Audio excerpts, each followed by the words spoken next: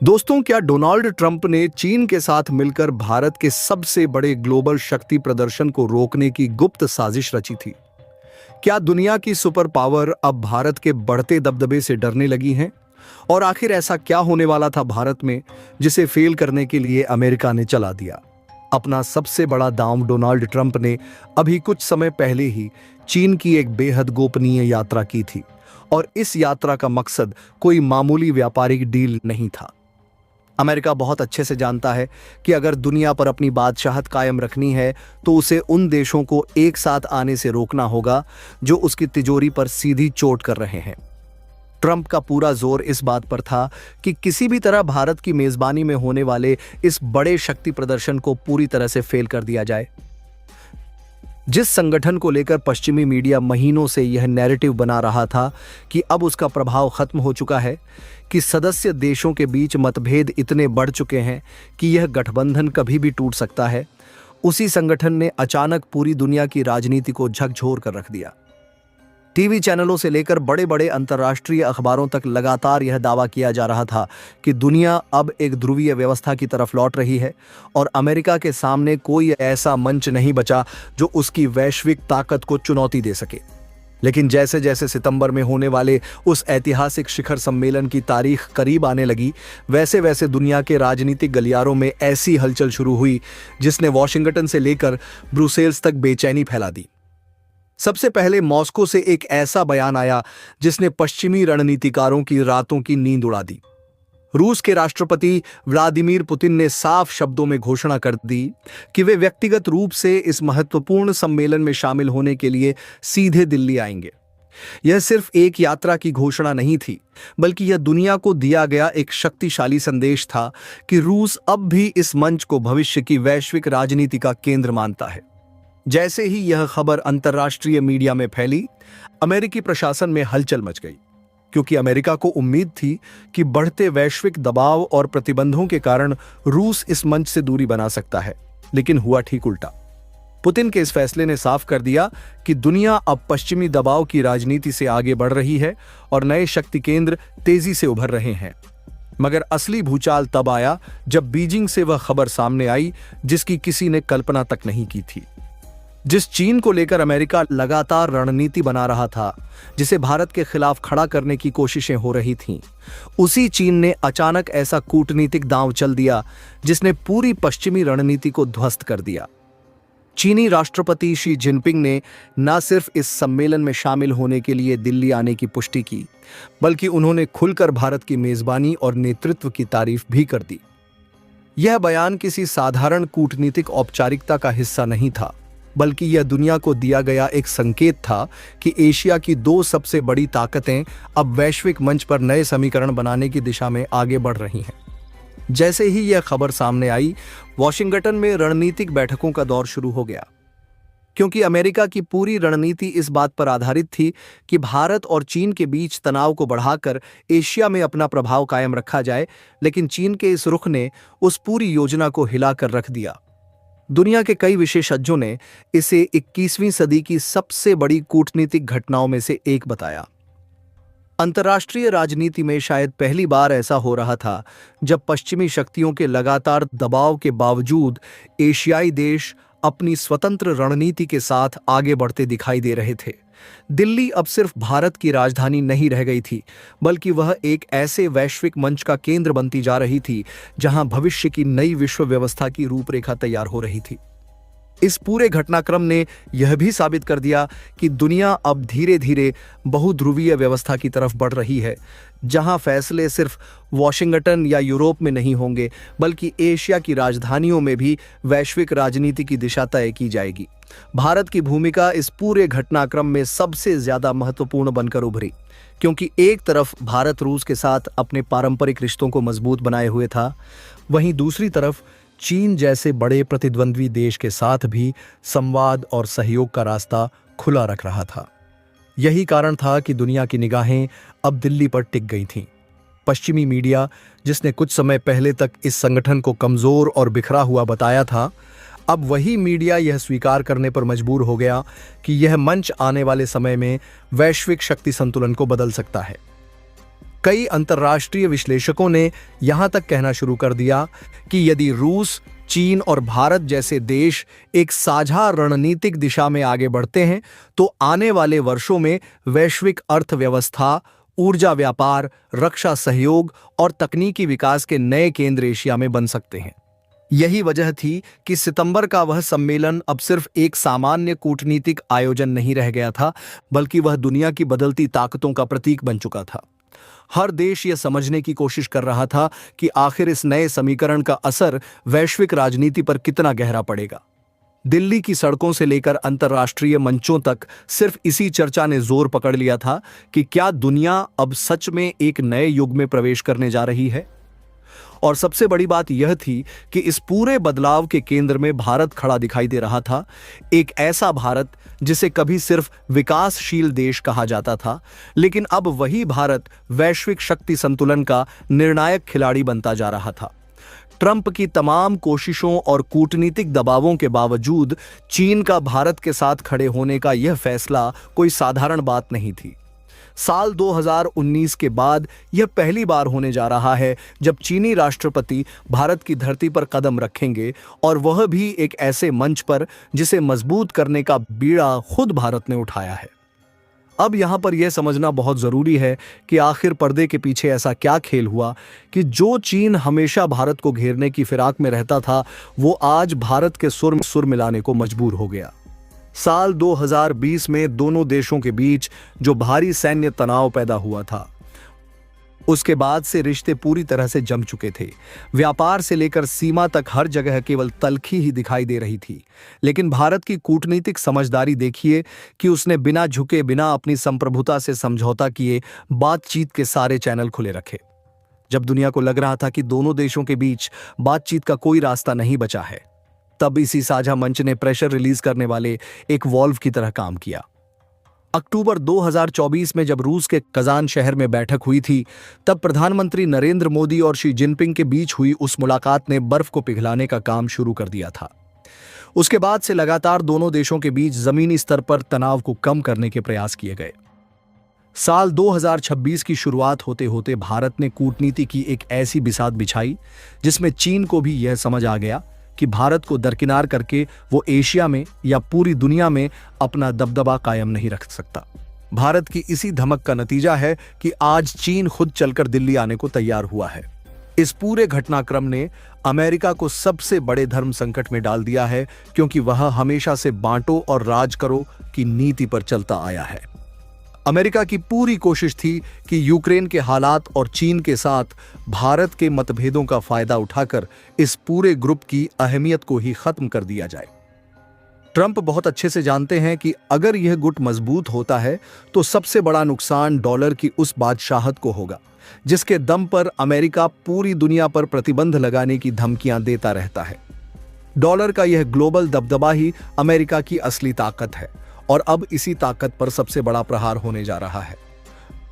Global trade के अंदर dollar के एकाधिकार को चुनौती देना कोई आसान काम नहीं था, लेकिन भारत, रूस और चीन ने मिलकर अब इसका एक पुख्ता तोड़ निकाल लिया है। रूस पर लगे अनगिनत प्रतिबंधों के बाद जब उसे अंतर्राष्ट्रीय बैंकिंग सिस्टम से बाहर किया गया, तब दुनिया को लगा कि रूसी अर्थव्यवस्था पूरी तरह से तबाह हो जाएगी। लेकिन रूस ने भारत के साथ मिलकर अपनी करेंसी में व्यापार करना शुरू कर दिया। आज भारत अपनी ऊर्जा सुरक्षा को मजबूत करने के लिए रूस से भारी मात्रा में कच्चा तेल खरीद रहा है, और इसके लिए अमेरिकी डॉलर की कोई जरूरत नहीं पड़ रही है। ऊर्जा सुरक्षा और व्यापार का यह नया मॉडल सिर्फ भारत और रूस तक सीमित नहीं रहने वाला है। अब इसमें चीन भी अपनी पूरी आर्थिक ताकत के साथ शामिल हो रहा है। जब यह तीनों बड़ी अर्थव्यवस्थाएं अपनी लोकल करेंसी में व्यापार को बढ़ावा देंगी, तो इसका सीधा असर ग्लोबल मार्केट्स पर पड़ेगा। पश्चिमी देशों के पसीने इस बात को सोचकर छूट रहे हैं कि अगर दुनिया का एक बड़ा हिस्सा डॉलर के बिना ही व्यापार करने लगा, तो फिर अमेरिकी प्रतिबंधों की औकात सिर्फ एक रद्दी कागज के टुकड़े जैसी रह जाएगी। दुनिया की आर्थिक व्यवस्था कई दशकों तक अमेरिकी डॉलर के इर्द गिर्द घूमती रही है।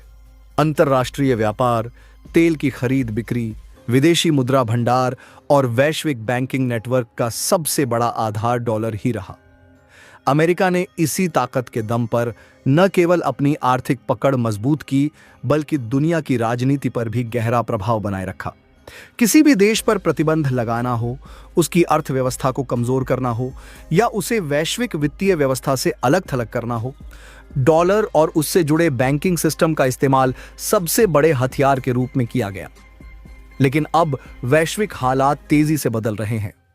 दुनिया के कई बड़े देश यह समझ चुके हैं कि यदि अंतर्राष्ट्रीय व्यापार पूरी तरह डॉलर पर निर्भर रहेगा तो अमेरिका हमेशा आर्थिक दबाव बनाकर अपनी शर्तें मनवाता रहेगा। इसी कारण अब एक नया आर्थिक गठबंधन आकार ले रहा है, जिसमें भारत, रूस और चीन जैसे बड़े देश डॉलर के एकाधिकार को चुनौती देने की दिशा में तेजी से आगे बढ़ रहे हैं।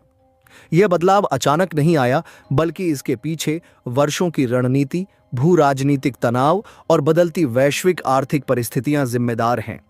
खासकर रूस पर लगे पश्चिमी प्रतिबंधों ने पूरी दुनिया को यह सोचने पर मजबूर कर दिया कि अगर किसी देश को डॉलर आधारित सिस्टम से बाहर कर दिया जाए तो उसकी अर्थव्यवस्था पर कितना बड़ा खतरा खड़ा हो सकता है। लेकिन रूस ने जिस तरह इस संकट का सामना किया, उसने पूरी दुनिया को चौंका दिया। पश्चिमी देशों को उम्मीद थी कि रूस पर प्रतिबंध लगते ही उसकी अर्थव्यवस्था बिखर जाएगी, रूबल की कीमत जमीन पर आ जाएगी और रूस वैश्विक व्यापार से कट जाएगा। मगर ऐसा नहीं हुआ।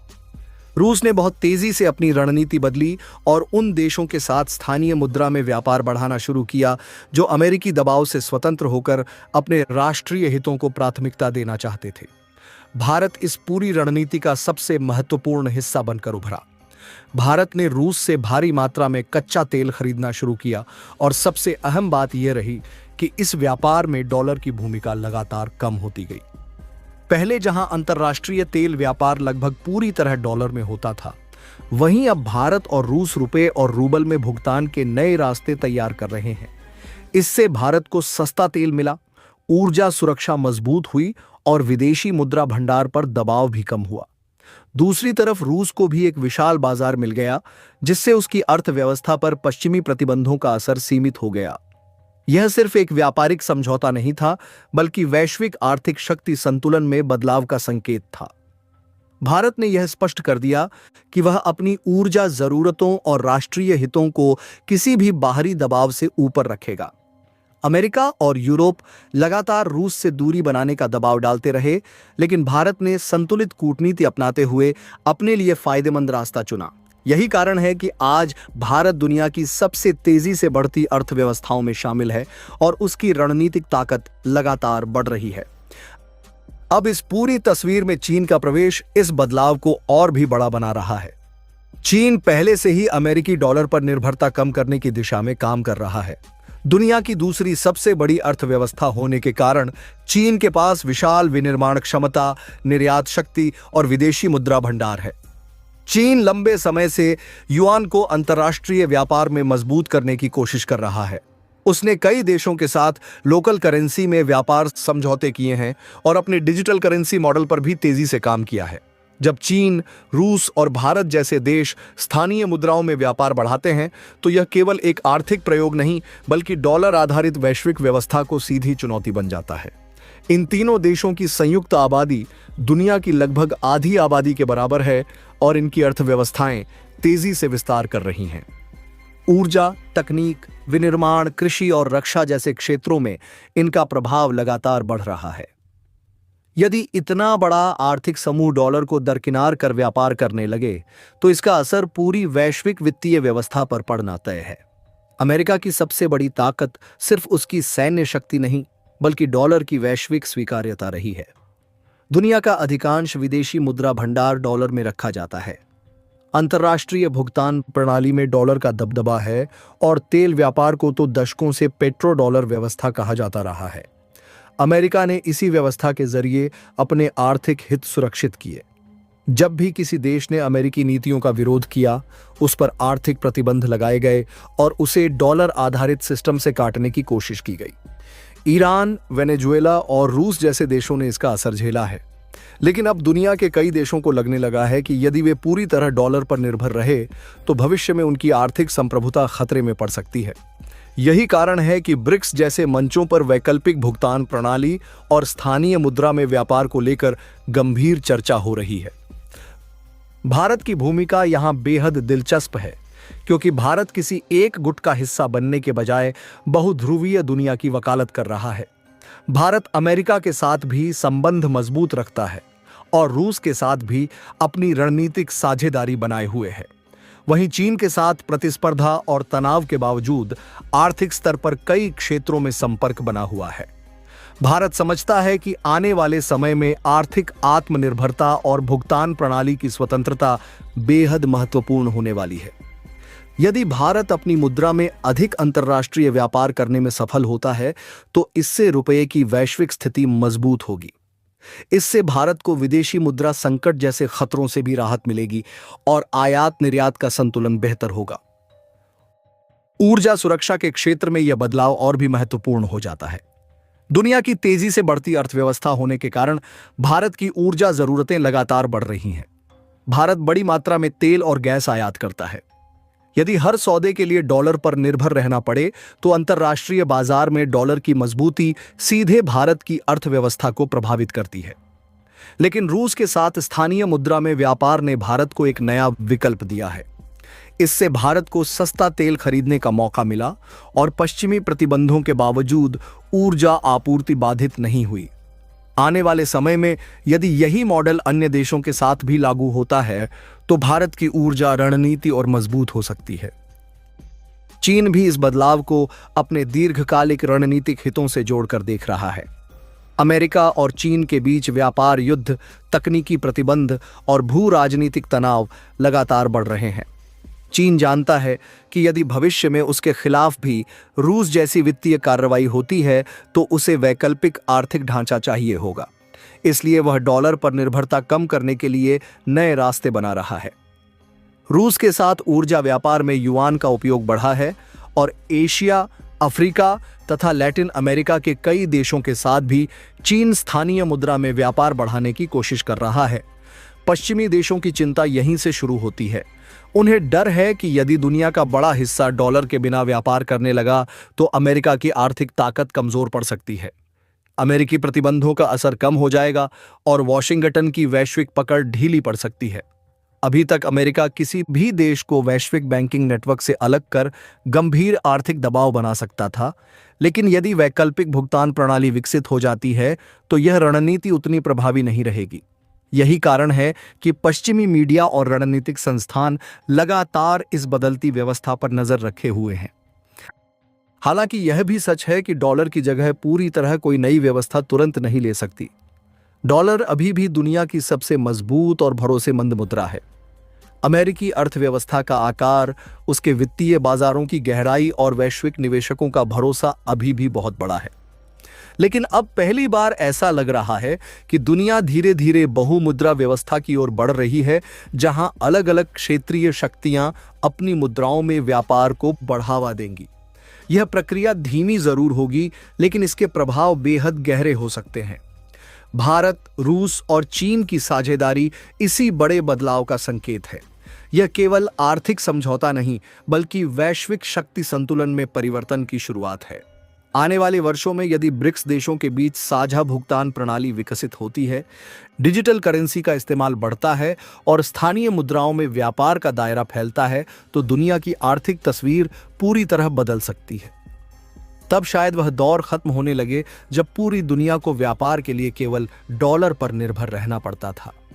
यह परिवर्तन सिर्फ वित्तीय नहीं, बल्कि राजनीतिक और रणनीतिक भी होगा, क्योंकि आर्थिक स्वतंत्रता ही किसी देश की वास्तविक संप्रभुता को मजबूत करती है।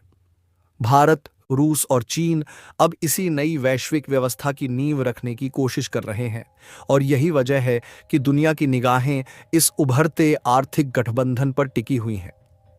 यह पूरी व्यवस्था एक नए बहुध्रुवीय विश्व की नींव रख रही है, जहां किसी एक देश की दादागिरी नहीं चलेगी। इसी महीने दिल्ली में इन देशों के विदेश मंत्रियों की एक बहुत ही महत्वपूर्ण बैठक हुई थी, जिसमें इस नए सिस्टम को लेकर काफी गहन चर्चा हुई। हालांकि शुरुआत में कुछ मुद्दों पर आपसी सहमति नहीं बन पाई थी, क्योंकि हर देश के अपने राष्ट्रीय हित होते हैं। पश्चिमी मीडिया ने तुरंत इसे इस ग्रुप की नाकामी के तौर पर दिखाना शुरू कर दिया था।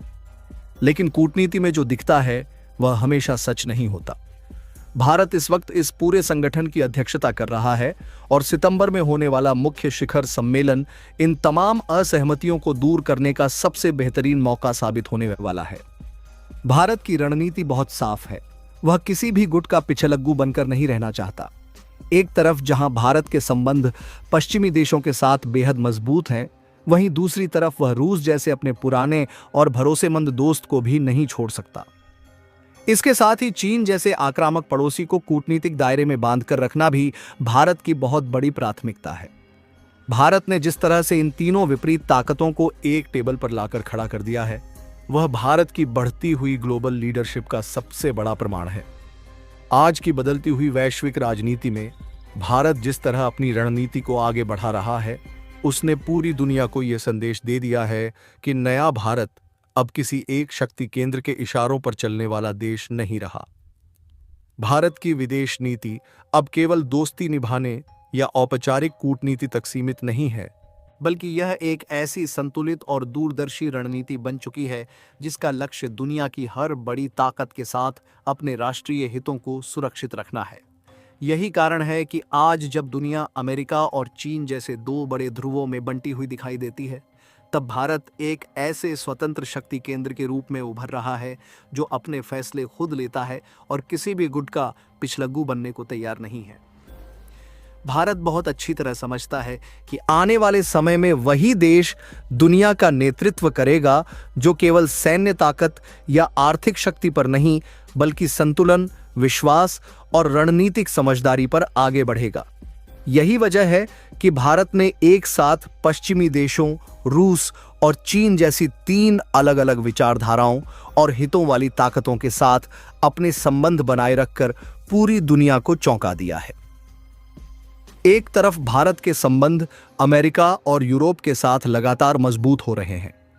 रक्षा, टेक्नोलॉजी, सेमीकंडक्टर, आर्टिफिशियल इंटेलिजेंस, व्यापार और इंडो पैसिफिक सुरक्षा जैसे मुद्दों पर भारत और पश्चिमी देशों की साझेदारी पहले से कहीं ज्यादा गहरी होती जा रही है। अमेरिका आज भारत को केवल एक साझेदार नहीं, बल्कि एशिया में शक्ति संतुलन बनाए रखने वाले सबसे महत्वपूर्ण स्तंभ के रूप में देखता है। क्वाड जैसे मंचों पर भारत की भूमिका लगातार बढ़ रही है और पश्चिमी दुनिया यह समझ चुकी है कि एशिया में चीन के बढ़ते प्रभाव को संतुलित करने के लिए भारत का मजबूत होना बेहद जरूरी है। यही कारण है कि रक्षा समझौतों से लेकर हाई टेक्नोलॉजी ट्रांसफर तक पश्चिमी देश भारत के साथ अपने संबंधों को नई ऊंचाइयों तक ले जा रहे हैं। लेकिन सबसे बड़ी बात यह है कि भारत इस साझेदारी को अपनी शर्तों पर आगे बढ़ा रहा है। भारत ने कभी भी पश्चिमी दबाव में आकर अपनी स्वतंत्र विदेश नीति से समझौता नहीं किया और यही उसकी सबसे बड़ी ताकत बन चुकी है। दूसरी तरफ रूस के साथ भारत के संबंध दशकों पुराने भरोसे पर टिके हुए हैं। जब दुनिया के कई देशों ने रूस से दूरी बना ली, तब भी भारत ने अपने राष्ट्रीय हितों को प्राथमिकता देते हुए मॉस्को के साथ संबंध बनाए रखे। भारत जानता है कि रूस केवल एक ऊर्जा साझेदार नहीं, बल्कि रक्षा और रणनीतिक सहयोग के क्षेत्र में उसका सबसे भरोसेमंद साथी रहा है। भारतीय सेना के बड़े हिस्से में आज भी रूसी तकनीक और हथियारों की महत्वपूर्ण भूमिका है। इसके अलावा ऊर्जा सुरक्षा के मोर्चे पर भी रूस ने भारत को ऐसे समय में सस्ता तेल उपलब्ध कराया जब पूरी दुनिया महंगाई और ऊर्जा संकट से जूझ रही थी। पश्चिमी देशों के दबाव के बावजूद भारत ने रूस के खिलाफ खुलकर मोर्चा नहीं लिया, क्योंकि नई दिल्ली यह समझती है कि वैश्विक राजनीति भावनाओं से नहीं, बल्कि राष्ट्रीय हितों से चलती है। यही परिपक्वता भारत को बाकी देशों से अलग बनाती है। भारत ने यह साबित कर दिया कि वह किसी भी वैश्विक दबाव के सामने झुककर अपने पुराने और भरोसेमंद दोस्त को नहीं छोड़ेगा। इसी के साथ चीन को लेकर भारत की नीति सबसे ज्यादा जटिल और रणनीतिक मानी जाती है। चीन भारत का सबसे बड़ा प्रतिस्पर्धी भी है और एक बड़ा व्यापारिक साझेदार भी। सीमा विवाद और इंडो पैसिफिक में बढ़ती प्रतिस्पर्धा के बावजूद भारत ने चीन के साथ संवाद के रास्ते कभी पूरी तरह बंद नहीं किए। भारत बहुत अच्छी तरह जानता है कि एशिया की स्थिरता के लिए चीन को पूरी तरह अलग थलग करना संभव नहीं है। इसलिए भारत एक तरफ अपनी सैन्य ताकत को लगातार मजबूत कर रहा है, सीमाओं पर इंफ्रास्ट्रक्चर तैयार कर रहा है और वैश्विक मंचों पर चीन की आक्रामक नीतियों का जवाब दे रहा है। वहीं दूसरी तरफ कूटनीतिक स्तर पर बातचीत और संतुलन बनाए रखने की रणनीति भी अपनाए हुए है। यही वजह है कि ब्रिक्स और एससीओ जैसे मंचों पर भारत, रूस और चीन एक साथ दिखाई देते हैं। दुनिया के लिए यह एक बड़ा संदेश है कि भारत केवल टकराव की राजनीति नहीं, बल्कि संतुलन और संवाद की राजनीति में विश्वास रखता है। भारत की सबसे बड़ी सफलता यही है कि उसने इन तीनों विपरीत शक्तियों को अपने साथ संवाद की टेबल पर बनाए रखा है। यह कोई साधारण कूटनीतिक उपलब्धि नहीं है। एक तरफ अमेरिका और पश्चिमी देश हैं जो चीन और रूस को अपनी सबसे बड़ी चुनौती मानते हैं, दूसरी तरफ रूस और चीन हैं जो पश्चिमी प्रभाव को चुनौती देने की कोशिश कर रहे हैं। ऐसे माहौल में भारत ने किसी एक पक्ष में पूरी तरह खड़े होने के बजाय खुद को एक स्वतंत्र और निर्णायक शक्ति के रूप में स्थापित किया है। यही नई भारतीय कूटनीति की असली पहचान है। भारत अब केवल दुनिया की घटनाओं पर प्रतिक्रिया देने वाला देश नहीं, बल्कि वैश्विक एजेंडा तय करने वाली ताकत बनता जा रहा है। प्रधानमंत्री नरेंद्र मोदी के नेतृत्व में भारत ने जिस आत्मविश्वास के साथ अपनी विदेश नीति को आगे बढ़ाया है, उसने दुनिया की सोच बदल दी है। आज भारत केवल एक बड़ा बाजार नहीं, बल्कि एक भरोसेमंद रणनीतिक शक्ति के रूप में देखा जा रहा है। G20 से लेकर ब्रिक्स और क्वाड तक हर बड़े मंच पर भारत की मौजूदगी निर्णायक होती जा रही है। दुनिया यह समझ चुकी है कि आने वाले दशकों की वैश्विक राजनीति में भारत की भूमिका केंद्र में रहने वाली है। यही कारण है कि आज अमेरिका, रूस, यूरोप, मध्य पूर्व और यहां तक कि अफ्रीका के देश भी भारत के साथ अपने संबंध मजबूत करने में जुटे हुए हैं। भारत की यह रणनीति केवल वर्तमान के लिए नहीं, बल्कि आने वाले कई दशकों के लिए तैयार की गई है। भारत जानता है कि बदलती दुनिया में वही देश सफल होगा जो हर शक्ति केंद्र के साथ संतुलन बनाकर चले और किसी एक धुरी पर पूरी तरह निर्भर न हो।